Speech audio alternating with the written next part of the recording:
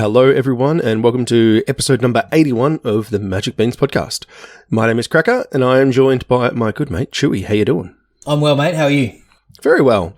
Better than our other friend, Shorty, who had trees fall somehow all around his property, but not actually on his house or cars or anything. But he is lacking power. Yeah. Polywaffle's the only bean that's got power, but there's no electricity at Shorty's house. So yeah, we had some pretty insane winds over the last couple of days. Yeah, I've just had a deck built, as you know, at my place, and all of my decking furniture is all at one end of the deck. Like it just blew over, and yeah, I've got some young trees that are just. I'm going to have to dig them up and start again. Unfortunately, it was pretty hectic. A lot of damage, a lot of people without power, and will be for a few days. So, thinking of everybody who is in that situation, and I hope everybody is safe and well, and the power is restored very soon. Yeah, absolutely, because they need to be listening to the podcast, right? Exactly right. Charge their phone. How else are they going to... At least keep your phone charged, people. Yeah. Correct. How else are they going to get our wonderful voices into their ear holes? It's not like we can go to them. We can't go more than 25 k's from home, right? Well, that's right. Yeah, I suppose it's still the restriction, but we're only a few more hours in lockdown here, which is actually not changing all that much, really. Yeah, the kids go back to school tomorrow. That's pretty good. That's true. Yeah, that's a big change. Yeah. Oh.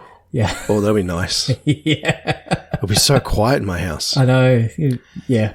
Well, I've got the day off as well. I was planning on going for a bit of a hike this weekend that I booked pre the lockdown announcement. So took the day off for that. Maybe I'll try to grind my way through platinum on Arena instead. We'll see how we go. Yeah. There you go. Magic. Yeah. What's that? Yeah. Well, that's the thing we're here to talk about.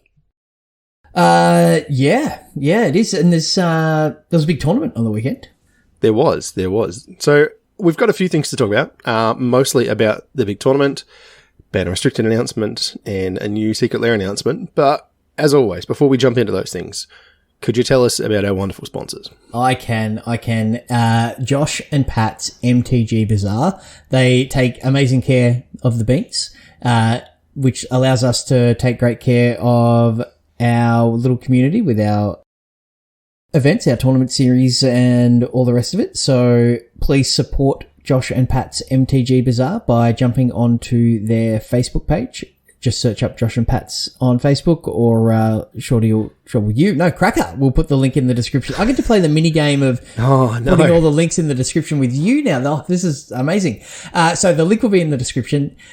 Jump onto Facebook, give Josh and Pat's a like, bid on some auctions. When you pick up a bargain and their full-time auctioneer contacts you to get your things shipped out to you very promptly, just mention that the beans sent you, and they'll continue looking after us, which will let us look after you. Yep. Quid pro quo? Is that the exactly? Right term? Yeah, one of those things. Yeah, symbiosis, synergy, exactly. Synergy. Magic players like synergy. That's it. Yeah. I got there in the end. It's just value, right? Yeah, it's so good. It is so good. So yeah, okay. Love those guys. Support them. Yeah, they're fantastic. I saw that Stu had quite the haul. He posted a picture of today in our Discord of all the stuff that he had come in over the last day. Some pretty cards as well. He did. He did. Had some very nice ones. Excellent. Well done. Okay. So we're going to talk about the Strixhaven Championship, which is the new name for the premier events of Magic that are played on Arena. So this was a Pro Tour, Mythic Championship, Player Tour, whatever they were called. Exactly. Yeah. It's gone through a number of different names and iterations in the last couple of years. It was a PT for a long time, but they've gone to naming it to the current set and their championship. So you'll see 4 of these a year, and then there'll be some other ones as well that happen out throughout the year. But these are kind of like the top of the line. This is your MPL and the Challengers, or the Rivals League, I guess it is, for the next 12 months that they exist. And then all of the rest of the world that have qualified through the various means, right? Yeah. Exactly. So there's usually some Magic Online paths, there's some Arena paths as well. So, but super high level play. This is kind of the best you're going to see. Absolutely. And did you watch any of it? I watched a little bit, yeah. Okay. Yeah, I didn't catch any of it over the weekend, but having fully intended to catch up on replays and what have you, but work's been kind of kicking my butt lately, so haven't had a chance to sit down and do that so much. But keen to, and yeah, keen to see what decks were played. Well, lots of the same. Oh, really? Super diverse format. So what were the formats? So there was a standard and a historic portion, yes, there was. Right? Yeah. Correct. So I guess, look, we've got the top 8. We're not going to run through kind of all the deck lists. There were, a bunch of different interesting ones that you saw some coverage of. Wizards always tries to do a job of highlighting things so that it doesn't seem like everything is all the same, even though everything is kind of all the same. No, there's a bit of variance, particularly in standard. When it came to historic, it was a little harder. It seemed like the pros were testing together again, which is always cool. So, there's not sort of like the Team CFB anymore. There's not that Team Ultra Pro that you used to see. But a lot of those same people are working together and putting their minds towards coming up with the best decks. So there was a lot of consensus reached. And look, historic is, been super powered up recently. So yeah. And, Mystical Archive did a lot for that format in terms of power. Well, a lot for that format in terms of power. Whether it did a lot for that format in terms of enjoyability and playability will be something that's subjective, I think. But, some people will be absolutely loving it. Others maybe will be playing more standard. I'm not sure. But the top 8 is stacked. Yes. Like you said, as you said, there's an array of the best players in the world, and we certainly saw the cream rise to the top. Like world champions in Seth Manfield, Logan Nettles has been around forever. Raf Levy is a Hall of Famer. Matt Sperling just keeps putting up results, like one of the old men of the Magic community, and just like feels like he has like a top 8 every other year. Like he top 8'd with Affinity in Modern not so long ago, and of course Sam Pardee and a couple of other names that maybe less familiar, but absolutely like congratulations to David Inglis, John Girardeau, and Matt Kuisma from. Well, I'm not even sure what that little picture of a flag. I was going to say Greece, but then I realised it's not Greece. It's Finland, isn't it? Finland, I believe. Yeah. Yep, absolutely. I pulled myself up there before I made a terrible mistake and offended anybody. But I just saw blue and white and assumed Greek. But it's close. They've got it's white and stripes and blue and things. Yeah. We're good at flags. We know what we're doing. Yeah. Oh, look, people get us and the Kiwis mixed up all the time, and there's not a lot of difference between our flags and theirs. But yeah, so easy to do. But absolutely stacked top 8, and you watched a bit of the coverage. Was the top 8 standard or historic? It was historic. It was historic. Okay, so they ground their way through the field, sort of 2 days of alternating between standard and historic, and then jammed the more powerful format, put that on display for the viewers, which is a great idea. But like you said, there was a lot of the same. But should we talk about the standard decks that were played first? Yeah, let's do that. Yeah, and then we'll get to some of the other stuff. So, I mean, let's just run down the page here, right? So, John Girardeau, I'm probably completely butchering his name, but I didn't say Girardot, so I think I did okay. What do we got here? Team Adventures. Absolutely just mainstay of the standard metagame, but Cosmos Serpent added to the top end. So I'm not. This one looks a little different to me because I'm not seeing Goldspan Dragon here, and no, you've got Llanowar Visionary in there, a couple of Comas, and then a couple of Lucas. Well, a full complement of Lucas, right? That's true. Yeah. Main deck, a Crowan War, 4 counterspells main deck in Disdainful Stroke and Mystical Dispute. So, that bit of interaction in game 1. And, all the usual suspects in Lovestruck Beast, Bonecrusher Giant, Brazen Borrower, Edgewall Innkeeper. But then, yeah, this whole like going bigger value engine with Luca. So I like what's happening here. This feels, I don't know the story behind this deck, but either John's a genius, a madman, or this is a result of a really good testing team.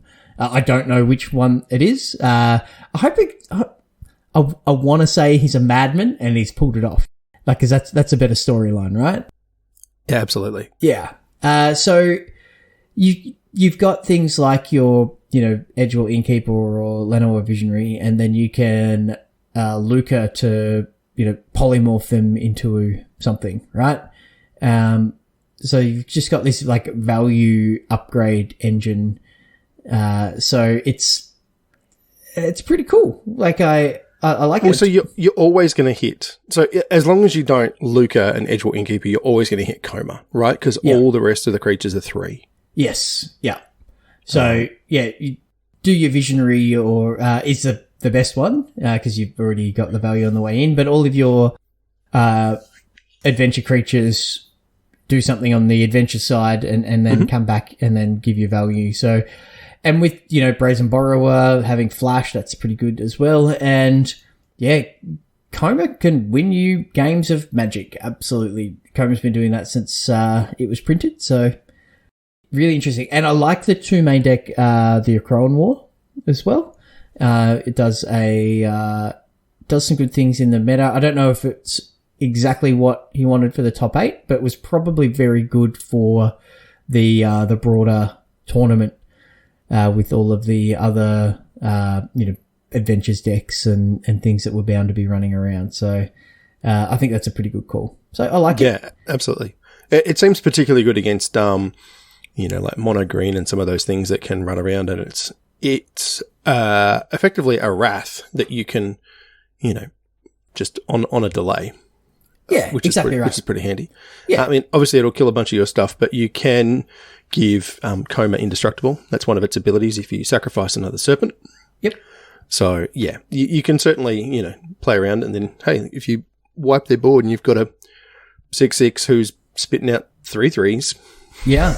Every upkeep, that seems pretty good to me. And you also just get the play pattern of, Bonecrusher or Brazen Borrower your thing early.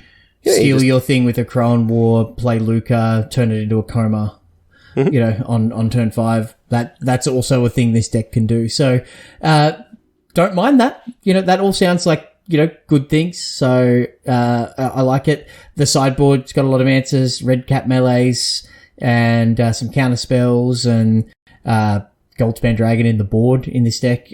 So you can just go to a, normal Team Adventures deck. So, like, this deck's backup plan is to just be the best deck in Standard? Question mark? Yeah. I mean, yeah, I don't know. Like, best deck, interesting question, but it's certainly good. It looks like it can pivot a couple of different ways, which is always a nice setup to have access to. Yeah, I like it. What's next? We've got a couple of David versions. Inglis. Yeah, so there's some Jeskai Mutate. Take us through this, because this is cool. There's a couple of versions of this in the top 8. I'm just doing a quick count. There's at least one other. There is, yeah. So I mean, this is really it's kind of a spellslinger deck. So it's it's called Jeskai. I'm looking for the white cards. Vadrock.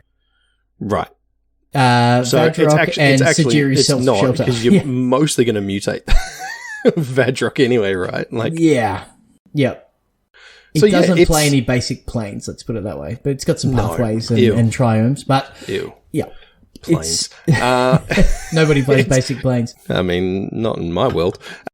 It's got full set of Goldspan Dragons. Yep. It's got 4 Vadrocks, Apex of Thunder, which is the Jeskai colours, because I don't know if everyone remembers all the weird mutate creatures. It's been a while since Ikoria came out, man. Yeah, so, and because there's really cool cards like this, but they were competing with the the cards from, all the adventure cards and stuff. So they probably didn't get really a chance to shine, but they are here. They're getting their moment, which I think is a great thing. So yeah, that's cool. So what does Vadrock actually do So it is Jeskai color. So it is blue, red, white. Mm-hmm. It's a legendary creature, elemental dinosaur cat, because they have the coolest creature types ever. It's a mutate creature. That makes sense. It is. It's a 3/3 with flying first strike, and whenever this creature mutates, you may cast a target non-creature card with converted mana cost 3 or less from your graveyard without paying its mana cost.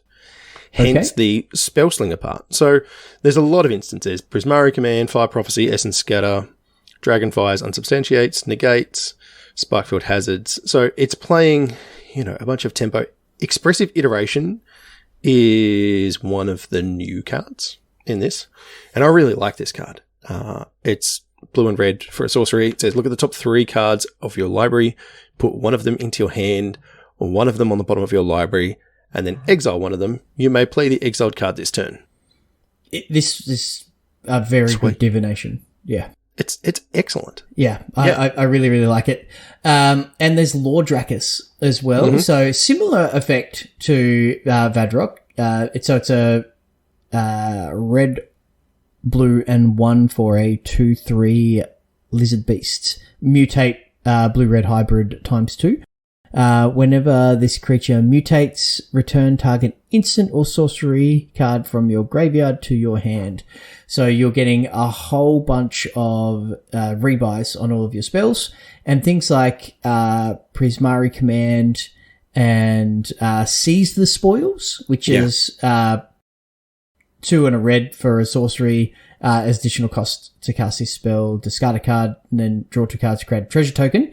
So you can put stuff into the graveyard, something like a Scorching Dragonfire, Sejiri Shelter, that you may not need right now, but you want access to, and you can, just rebuy it with one of your mutate creatures. So, and if you're putting all that on a, Goldspan Dragon or something like that, you're creating a lot of treasure tokens, so you've got a huge mana advantage in this deck.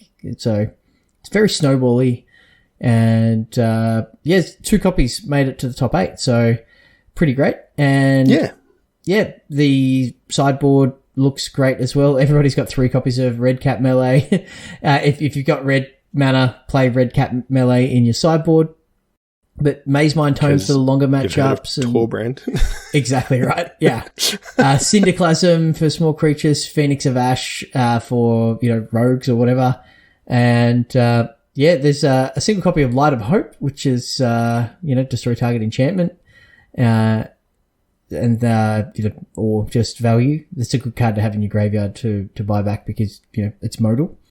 So, this is a cool deck. This just looks like a lot of fun to me.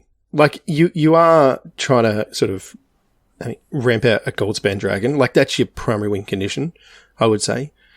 Vadrock will get there, but it's only a 3/3, so it's not the quickest clock ever.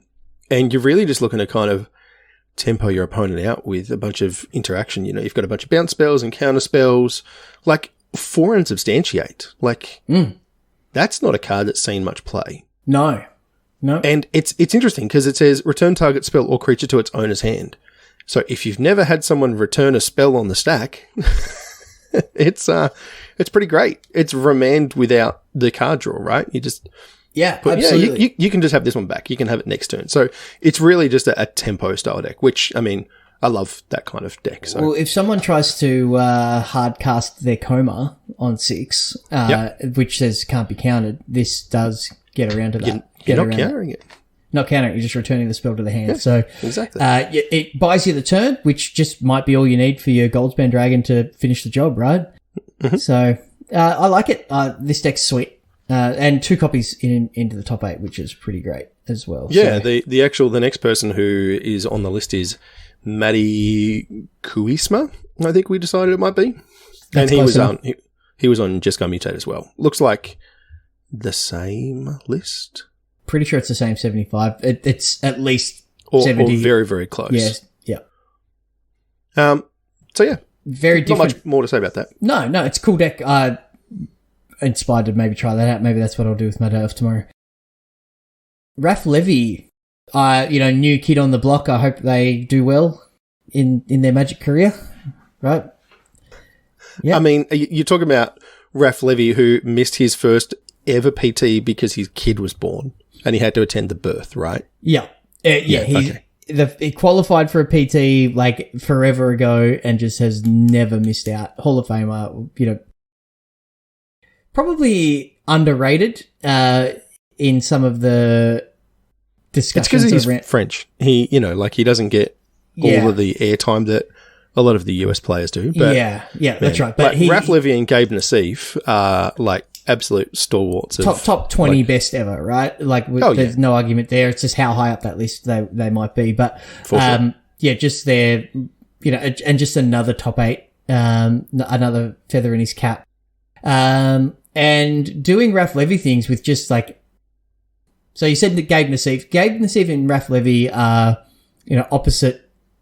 They're like enemy colours on the colour pie, right? Yeah, definitely. They've been just going about it in different ways. So getting aggressive with Gruul Adventures. So Lovestruck Bees, 4 copies of Magda, Goldspan Dragon, Innkeeper, Rimrock Knight, Bonecrusher Giant, and Jespira Sentinel for the mana ramp.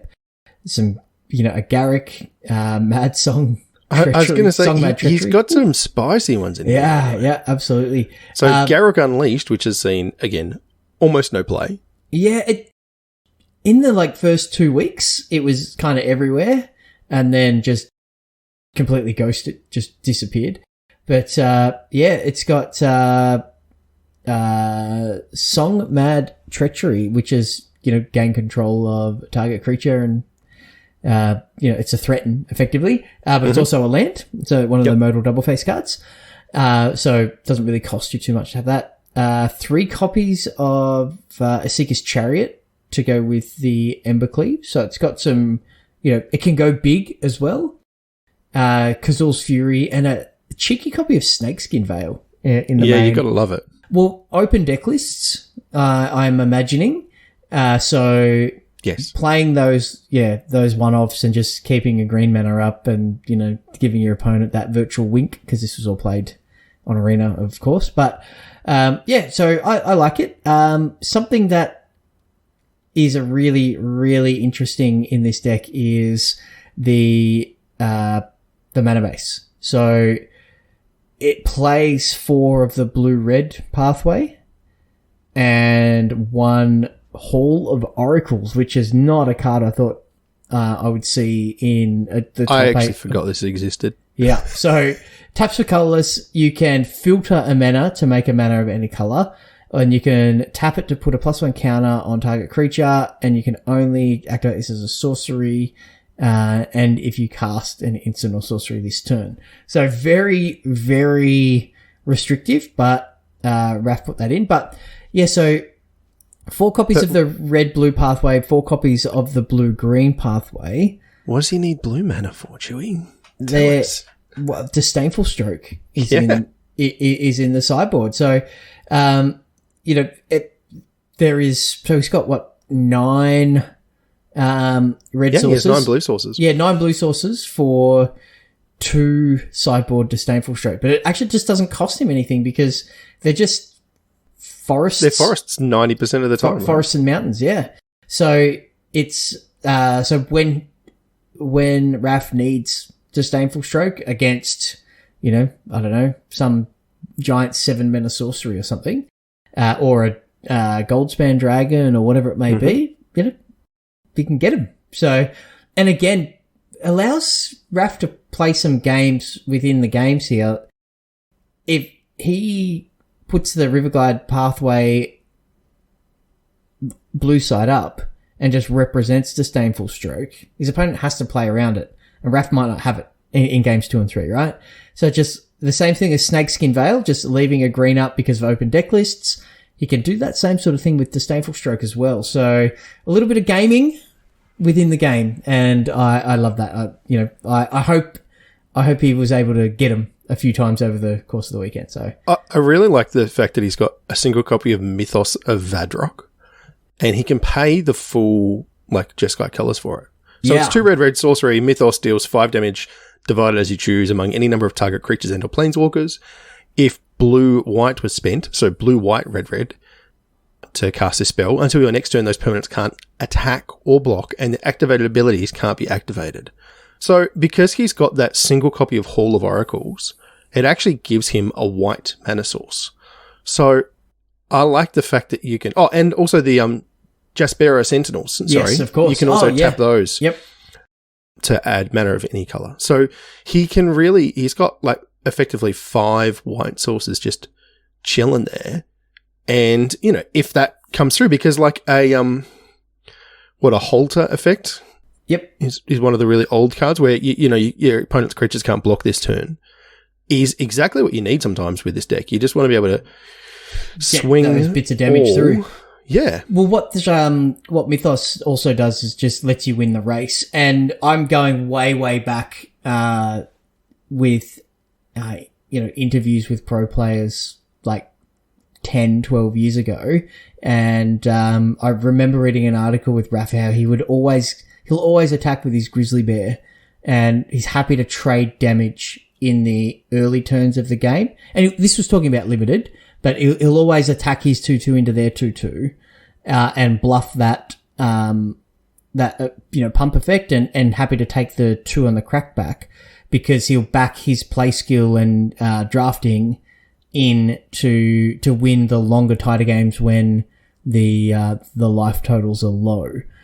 So, like, bit of confidence and such. So, bringing that forward all the way into, constructed and 2021, wanting to just trade damage and let players, let them, build a board and such, get some creatures on his side, get some creatures on their side, dealing 5 to, kill 2, maybe 3 of their things, and then just win the race because they're on a low life total. He can just attack with everything without any sort of concern that there's a lethal swing coming back. So I like it. I can envision a scenario where you Mythos away, your opponent's team bash them, they try to win with their Goldspan Dragon, but you get them with a Disdainful Stroke, and you just feel really good about yourself. That's a lot of mana. 6 mana in Standard's not bad.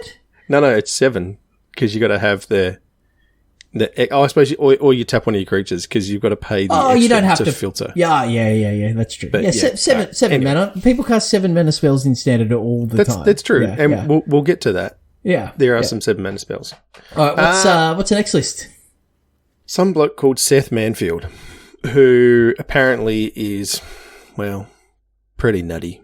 He's a world champion. Right? Yeah, I think he knows how to play Magic. Yeah. He definitely does. He brought what a lot of people have been saying for a while now is the pseudo best deck in Standard. Is it Dragons? And yes, it is. Ba-dum-tsh. Yeah, I figured I'd just get it in before you. So I was leaving it alone, but wow. Was it too obvious a pun for you? No, you get grumpy at me when I make those really obvious ones. No. I don't. You get all like low voice, like, yeah. That's exactly what I do. Yeah. So from what I've seen, this looks like a pretty standard sort of list. He's got 4 Galazeth Prismaris, 4 Goldspan Dragons, 4 Bone Crusher Giant, 4 Brazen Borrowers. They are all cards in Standard, you are correct. They are all excellent cards in Standard, in fact. And then he's taken some turns. Yeah, Alrund's Epiphany, Expressive Iteration showing up again, as you mentioned. Maze Mind Tome. I love it. Yeah. I love it.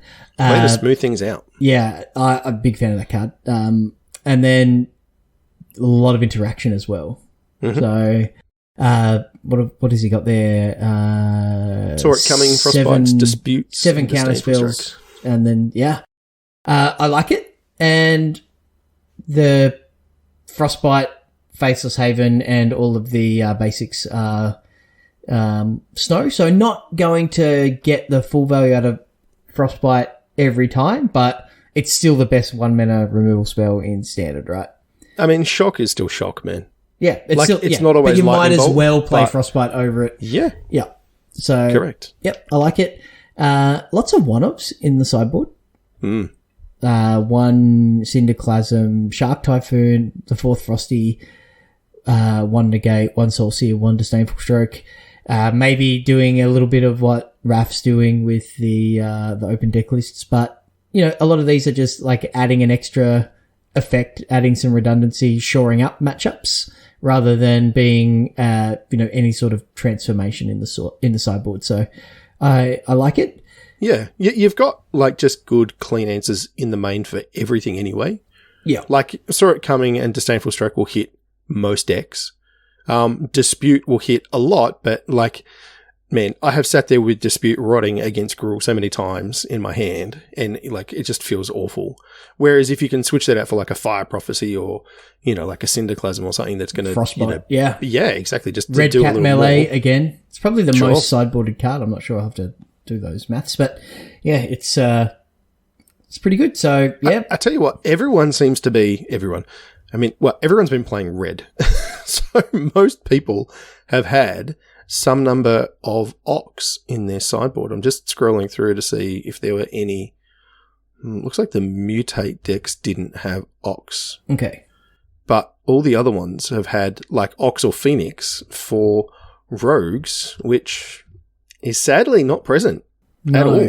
But it's done its dash for the moment, which makes me sad. Cause it's one of those decks that'll cycle in and out. Don't be discouraged from playing it. It's still going to win you lots of games. So yeah. Unless you play in our league and it doesn't win you any, but that's a whole different thing. Unless you cue ball. Yeah, that's true. Okay, so it's just me. Yeah. Okay. Yeah. Good. Right. I didn't want to say it. I'm glad you got me there. I'll say it. So yeah, Seth Manfield putting up results, cool deck, and then kind of the deck to beat going into the tournament. So not surprised to see a player with that sort of record playing a deck with that reputation making the top 8. Yeah. Another name that's been around forever is Logan Nettles, and Seth Manfield, world champion, Logan Nettles, 4 copies of Elite Spellbinder. Paulo Vidal Domodorosa's World Championship card. So we've got Naya Adventures, which kind of had a real moment earlier on in the year, as the top dog, the best deck, or maybe not the best deck, but the deck that got a lot of play in standard, and Logan sleeved it up. Gigantha, the Wellspring, as the companion, because why not? I think it's kind of just free here. Pretty much. So yeah, 4 Spellbinder, 4 Bone Crusher, 4 Innkeeper, 2 copies of Clarion Spirit, Jaspera Sentinel, 3 copies of Tangled Florahedron, because why not? 4 Giant Killer. When we look at the other deck lists in this top 8 with all of the Goldspan Dragons and whatnot, there's a lot of big creatures running around. Yep, absolutely. Lovestruck Beast, and main deck Draneth Magistrate for all of the adventure creatures and the ultimatums. So also the Mutate deck, and because they were casting the spells for free out of their graveyard. Of course, yeah, that works really well. Main deck Akroan War, and of course the 4 copies of Showdown of the Skalds, which is kind of the main reason people moved to Naya away from Gruul, right? Showdown was that just massive it's so reload. Good. It is so good, that card, yeah. It seems to have dropped off a little bit, which I thought was interesting. Yeah. But this card will definitely continue to see play. Yeah, it's a very, very good Magic card. I like it. Ox in the sideboard as well. Redane. Only 1 Madcap melee, but we've got 3 Glass Caskets, 2 Fire Prophecy, which kind of fulfill that role, I suppose. A Runafowl. Target. Yeah, man, sometimes you just need to edict that Goldspan Dragon. Yeah, that's when the Mutate deck kind of goes all in on one thing, right? Yeah, it does. It's just like 1 green, just kill your giant thing is pretty good. Yep. Seems all right. Yeah, so this deck's pretty sweet. Like it's dude. I don't know. It's got 3 basic planes. Is that what you're pointing at? No, there are 0 instants and sorceries in the 60. It's just like, I don't know. Fire Prophecy is an instant, but yeah, it's hang on. No. In the main, like in the 60. Yeah. So yeah, Fire Prophecy. Yeah. So there are some like there are 4 instants and sorceries in the 75. I guess that counts. Yeah, but this is one of those decks that just kind of does its thing and says, just like, can you beat my best thing? Yeah, exactly. And obviously, we got there well enough to make the top 8. So, well done to Logan Nettles. So turns out this bloke is actually cousins with Reed Duke. Well, that's some pedigree, isn't it? So, yeah. Yeah. Not bad at all. And then there's a couple of other familiar names on the list here as well. Sam Party, Mono Red. I'm not seeing anything too innovative here. Nope. One main deck, a Crown War. But yeah, Champions, Chargers, Tour Brands. I mean, Hall Monitor is the newest edition, but that's been basically around since Strixhaven dropped. That made its way straight in. Yep, absolutely. Complementing, it's an extra 1-drop which turns on your Embercleave. It means that your giant annex can get through for damage. Mm-hmm. It just it works well in the deck. I like it. 4 Faithless Haven, 1 Castle Embereth, 19 lands, 3 Frostbites. Just get them dead. Play red, get them dead. Nothing too much to say there. Ox in the sideboard. Matt Sperling, who we mentioned before. He has the lone Sultai deck. Yeah, the previous best deck in Standard that everyone hated and wanted banned, and all those things. He's got quite the mix of fun cards here, man. Yeah, well, when you play Urion, you get to play fun cards because you've got to make up the extra, 20 cards in your deck. You did always get to play 80 cards. I'm just saying. But there are a lot of enchantments here that are very good to rebuy. So absolutely. So I actually like the mid-range creature package that this deck has kind of adopted. Quandrix Cultivator does a really good job of blocking small creatures as well as ramping. So you've got your cultivates and your cultivator, surprise, does a similar thing. But with Pelucranos and Elder Gargaroth just filling out that sort of smoothing you from the early game up into the late game, they just keep you alive longer. Pelucranos, is great for that as well. Absolutely. Yeah, absolutely. And, also, being able to, get it back, escape it if you need to, gives you something to do with, against rogues. And then, lots of sorceries, lots of enchantments, lots of instants. It is an emergent ultimatum deck. Yes. Absolutely. Still its number 1 plan. So it's still got, single copies of Vorinclex and Valky, which are your primary targets, along with Kiora Best the Sea God, which is another fun of. Yeah, absolutely. But I really like, Binding of the Old Gods is a great card.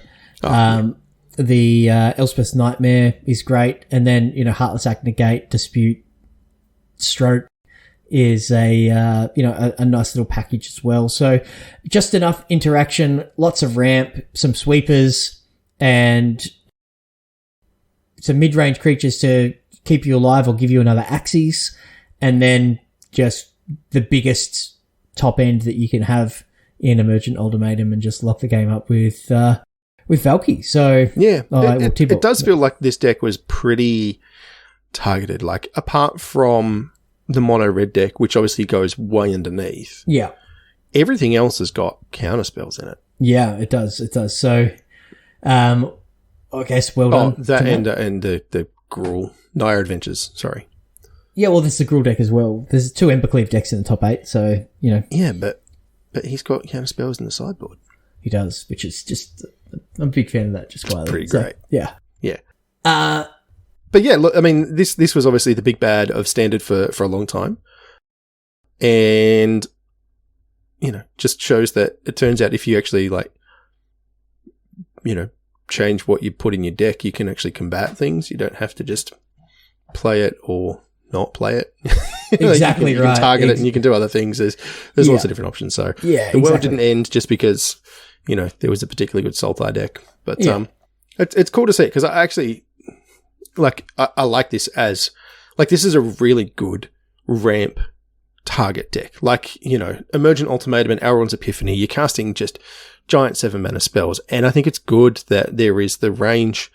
We're going from, 1-drop hasty red creatures to giant, take extra turn sorceries. So Standard's kind of got it all at the minute, I think. If you look at Hall Monitor, right, as a card, and then you look at some of the cards in the Emergent Ultimatum deck, you go, the fact that they both exist in the same top 8 is great. I agree. It really is 100%. Yeah.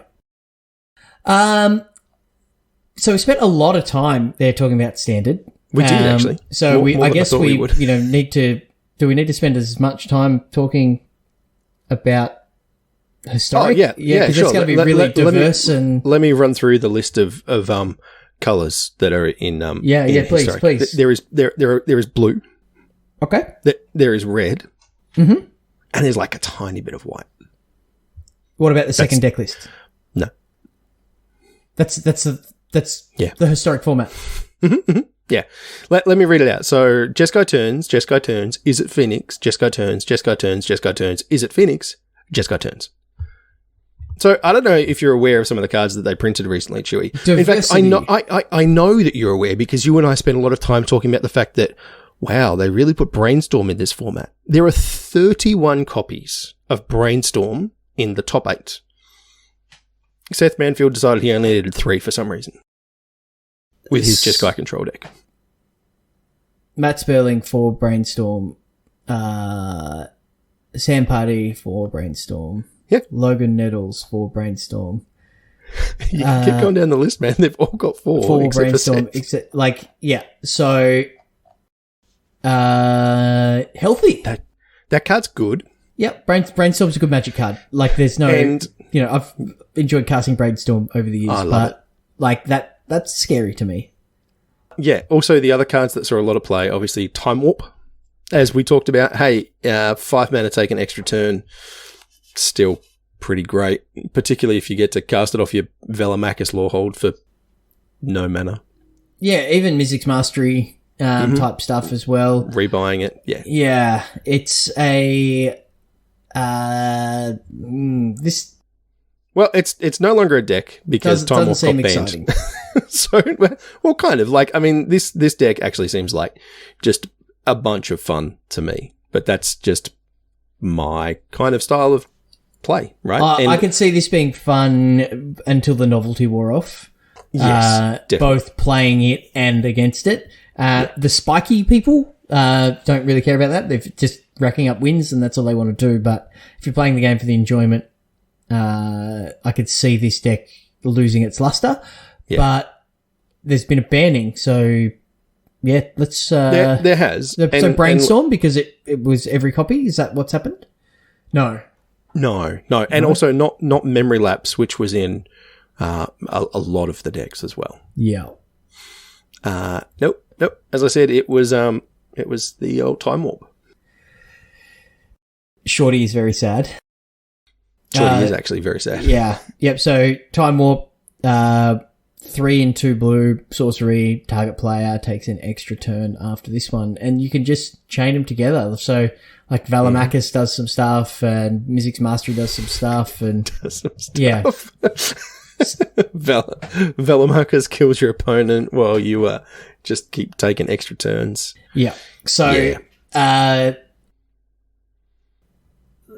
look, Brainstorm put, Time Warp back on top of your deck, attack with Velomachus, take an extra turn seems. That feels good, man. Yeah. That's some legacy style kind of nonsense right there. It really is. And it's uninteractive and your opponent has to just sit there miserable while you kill them. And they have banned cards for that reason, in the past. And what, like this one? Like what, sorry? like this one that they just did. Yeah, that's what I mean. Yeah, like I'm saying there's precedent for this. Yeah. So, the not just power level, but also play experience is definitely a consideration. And I think it's a good consideration to have. So, Time Warp gone from Historic, which, kind of renders this top 8 as a sort of a metagame shake-up, kind of null and void. Yeah. You could put in the Alrund's Epiphanies, but it's just not the same. Like the difference. No, well, the fact you can't cast it. No, it's the fact you can't cast it for free. Yeah. That's the big downside there. Yeah. So this deck's kind of just it had its moment. It was too good, and it's gone. So, do you think they hit the right card? Or like let's have a look at okay, so all the Jeskai turns decks, fine. Let's just ignore them for the moment because their turns card has gone. So let's look at Is It Phoenix? So I'm looking at the David Ingalls list. So again, this deck seems just in case you don't know, if you've listened to the podcast before, I'm a big fan of Is It. If you haven't listened to the podcast before, I'm a big fan of Is It. So this one's got Stormwind Entity, Crackling Drake, Arclight Phoenix, Ben Chickens, man. Yeah. We knew they were coming. We knew they were coming in Historic. And absolutely. Then they gave us Faithless Looting and Brainstorm. And unsurprisingly, now we have bin chickens. Yeah. So is this this deck is close to the modern list. It is close, but it's missing Lightning Bolt, but you've got Opt and Brainstorm and Shock and Mystical Dispute and just but Faithless Looting and Expressive Iteration. And also Finale as well. If this deck is making top 8s, this is a good sign for the format, I think. Because I think so too. Yeah, it can sometimes you just get 3 chickens on turn 3 and you're like, how can I lose? And other times, you've really got to work for your wins and, you're playing Sprite Dragon, right? Or you're casting 4 mana 3/2 Hasty Flyers. And, sometimes your interaction doesn't line up and things like that. So, a deck like this, look, Brainstorm does a lot to fix that, right? Like if Brainstorm didn't exist in this, the power of this deck would go down massively. Because just it smooths out those draws and gets rid of the interaction that you don't need. Obviously it's a cheap cantrip for your bin chickens. It finds your answers, et cetera, et cetera. So absolutely, this is what, as a, someone who's playing in the metagame or designing the set and how you want to influence the metagame, this is what you want to see. Not crazy taking turns shenanigans and what were they thinking. But if Phoenix is the top dog, I'm cool with it. I think the format's in a good spot. The thing to point out here, and I mentioned it last time because we were talking about all the graveyard hate, and there is a lot of graveyard hate that is available in Historic. So you've now got Rest in Peace, Tormod's Crypt, Soul Guide Lantern. We just got Relic of Progenitus, and we've also got Leyline of the Void. Yeah. So they are plus Scavenging Ooze and all those other sort of tier 2 exactly. graveyard Also, removal. if you want to play Cling to Dust as well. Yep. Which the Rogue's deck is, definitely going to play. So absolutely. Anything that's playing black will play that. Yep. So I actually think that in terms of Historic, we have all of the best graveyard hate cards just in Magic. I can't think of any that are missing here. Nope. There's just none that spring to mind. And the fact that you've got, Tormod's Crypt, Relic of Progenitus, and Soul Guide Lantern, they're all, 0 or 1 mana colourless. Oh, there's also, did you mention Cage? Graphics Cage? No, there's Cage as well in the format. That's also Historic, right? Absolutely. So there is all of the kind of... The answers exist for this tier deck. answers for this deck to be... Yep. Phoenix won't remain the best deck. No. Because there are too many ways for you to interact with it in games 2 and 3. Yep. Will it still be very strong? Yes. Can it be hated out of the format? Yes. So I'm not panicked about this. Is Brainstorm too good? Maybe. You've got Fabled Passage to go with it and some other things where you can do Expressive Iteration is pretty neat as well, where you can it's effectively like, well, it's not effectively, but it's another Brainstorm-esque kind of card where you can, brainstorm and then get rid of things and cast things. So like, yeah, I don't know. I like it. It's definitely very strong though. Yeah, it is. It is. But it's a powerful format. Strong's okay. Yeah, Strong's okay. But it's interactive, and you have to play Magic. You can't just set up your combination of cards and lock your opponent out of the game. They sit there miserable. Yeah. Even though the game might be over, well and truly, your opponent will still feel like they're in it.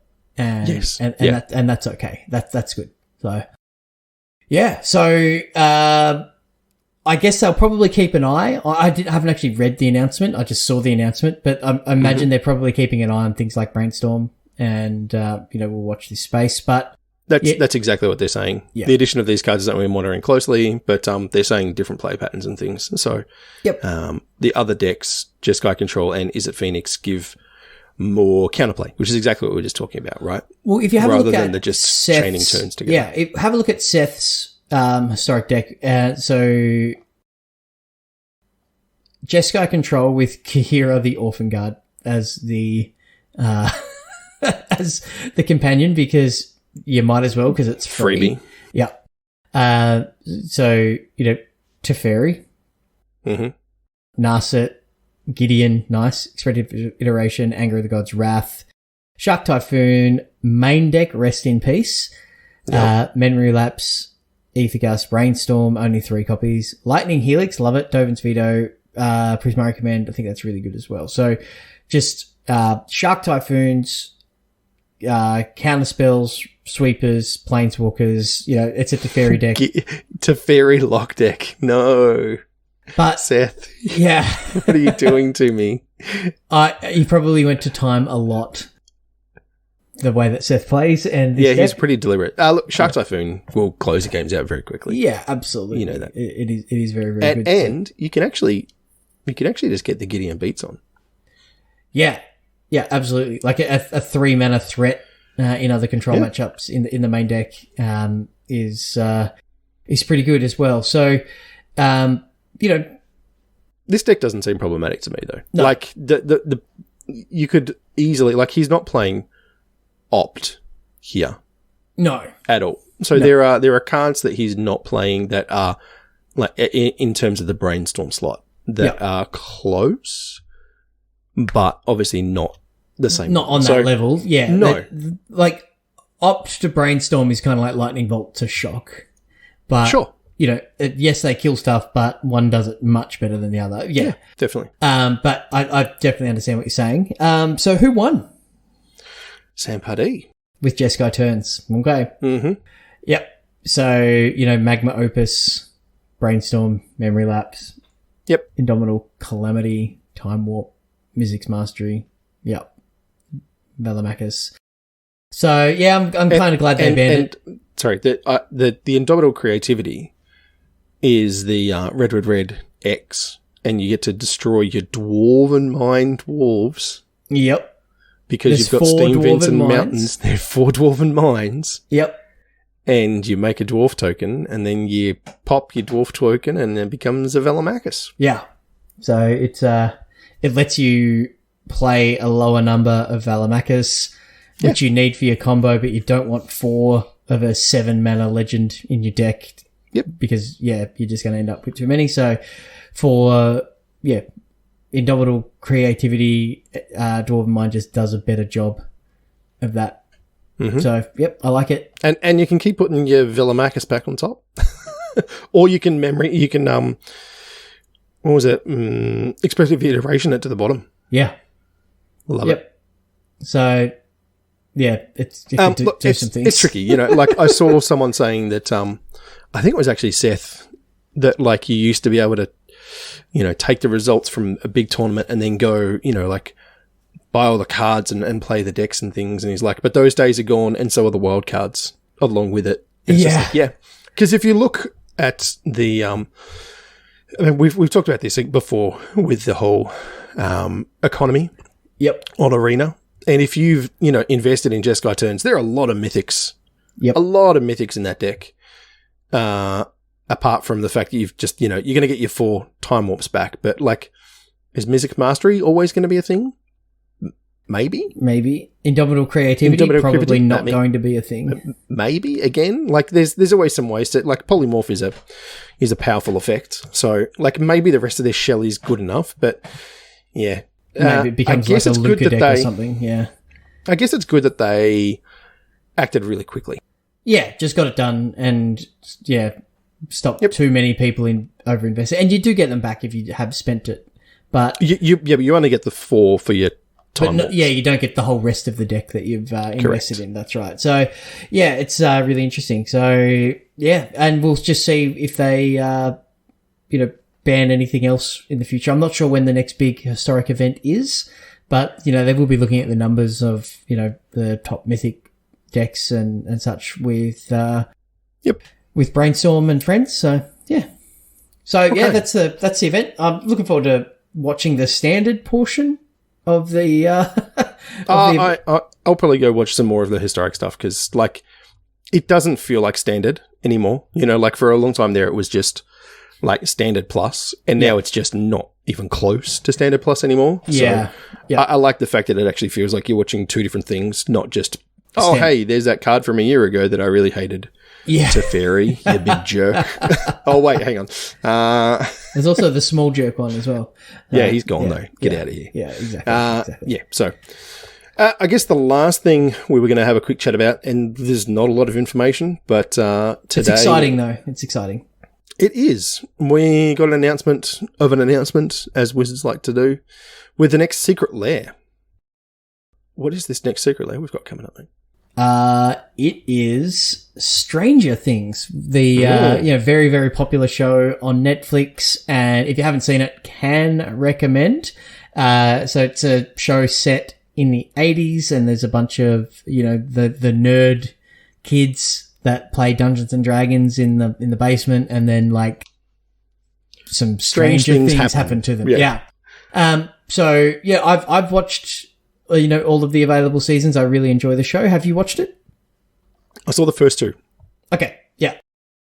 I think there's only 2 seasons. Is there? Yeah. Wasn't there a third one? Maybe they've all morphed into one in my mind. But, so, like, we don't have any information, really. Like, so, it's coming. It's going to be cool.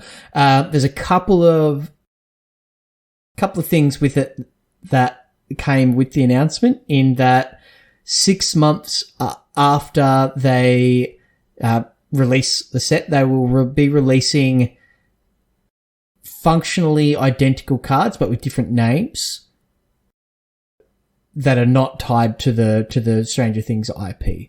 So if there's an 11 creature or planeswalker that is able to do the things that 11 does, they'll print a different character with the same ability later on. So I don't... That's cool. I think that's a good move. Yeah, I like it. It means you can play 2 of that effect in your commander deck, right? They're different names? There'll be a rule in Commander about that, I'm pretty sure. Okay. Surely, because otherwise it is. Depending on how powerful they are. Yeah. I didn't see in the announcement... Well, sorry, I saw in the announcement that they are not going to go into the back catalogue for this stuff, so you can't get a functionally identical, Rick from Walking Dead or something like that. Like, they're not going to do that. It'll just be something moving forward. I think it's cool.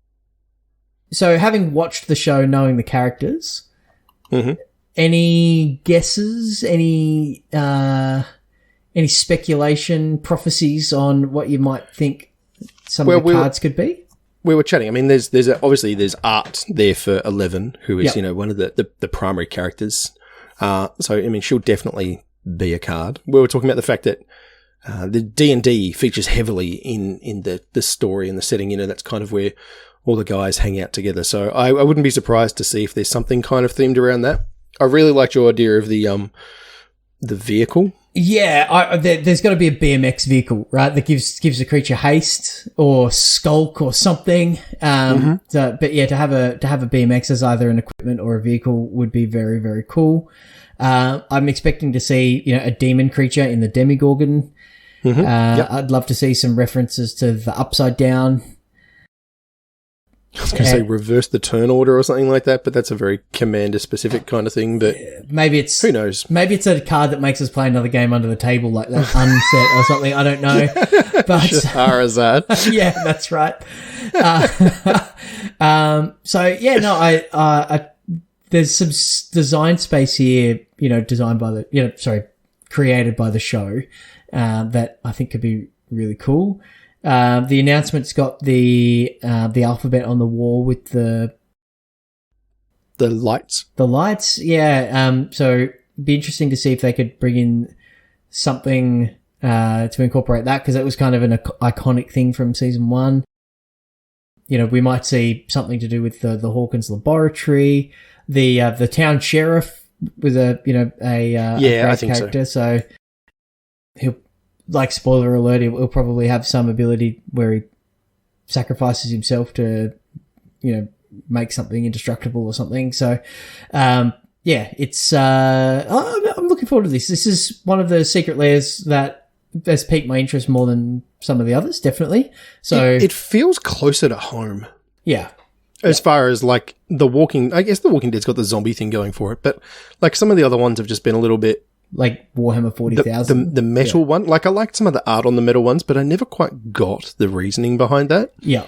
Whereas this one, you just kind of go, well, yeah, that kind of makes sense, right? Like, it's a whole fantasy, monster sort of themed thing that just kind of fits in with the D&D sub-theme, which is obviously, all WotC as well. So, yeah, cool. Looking forward to it. Obviously some strategy there. We got the D&D set coming out. This is, close to that. So, yeah, I wonder if they're going to get some of the cast to help with the promotion of the set. That would also be cool.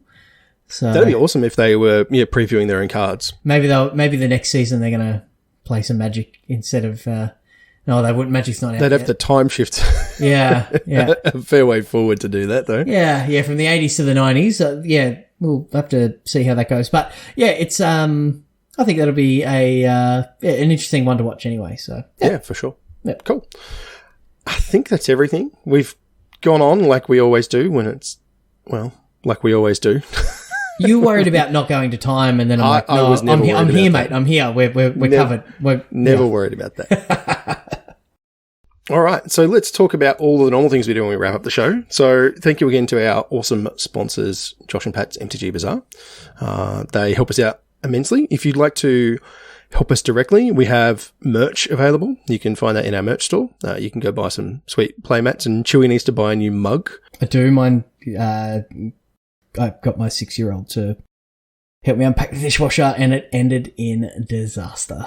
That's unfortunate. That's pretty sad. The other couple of things, we have a Discord. We usually talk about that a fair bit, but that's where we hang out all the time. Please come and join us. There's a bunch of awesome people talking about all of the Magic formats that you can imagine, like actually just all of them, including some that I didn't even realize existed. So that's always cool. What even is Gladiator? Yeah, I was going to say, is it Goliath or Gladiator's the one. Yeah, so come and hang out there. Otherwise, you can find us on all the usual places in all the social media sites. We are the Magic Beans Cast, Facebook, YouTube, Twitter, Twitch. We stream occasionally. We've all been super busy with work and the lockdown and stuff. It actually just makes things kind of tricky, but I know we're all keen to get back onto that again. There's a big stream coming up about a week and a half, which will be the finals of our Strixhaven League. So that will be a big deal. So hang on for more announcements with that. But we'll have our top 8, which I believe is all but locked in now. Yeah, we've got one match left. I've started getting some of the details from our competitors, and it's great because we've got a couple of regular names in there, and we've also got some people who have been a part of the Beans community for a while, and this is their first top finish. So they're really excited, and I am too. It's going to be awesome to be able to commentate on some matches for these people who we've interacted with. We'll hopefully have some deck lists to talk about on next week's cast as well. Definitely. In the lead up to that. And as always, we'll be doing a whole bunch of giveaways and things on the stream. Again, all thanks to Josh and Pat's MTG Bazaar. I've got an unopened box of Strixhaven sitting on my shelf behind me that I got from Pat, and we need to give that away. It's just sitting there on the shelf. Like that's bad. It's not that must be so hard. So hard. So very, very hard. Actually, hang on. Wasn't there a box and a half? What happened to the other half? The half's still there as well. It's still there, yeah. So slowly dwindling to a third. No, it's all still there, all still intact. Pat counted them. But yeah, so we'll give those away on that stream. So you can jump onto our Twitch channel next Saturday and find that out, or join our Discord and be part of the announcements and such there as well. And that's where you can join in our future leagues, because the next set will come out not so long after the finals. And the D&D set. Yeah, and we'll be back into it. So jump in there now so you don't miss out on that. Free to enter league with $500 worth of cash and prizes. So love it. Pretty solid. If you want to contact me directly on Twitter, you can do so. I am at JoelHill_. And Chewy, you are? I am at Chewy_MTG. Stay safe, everybody. We hope you have an excellent week, and we will see you all soon.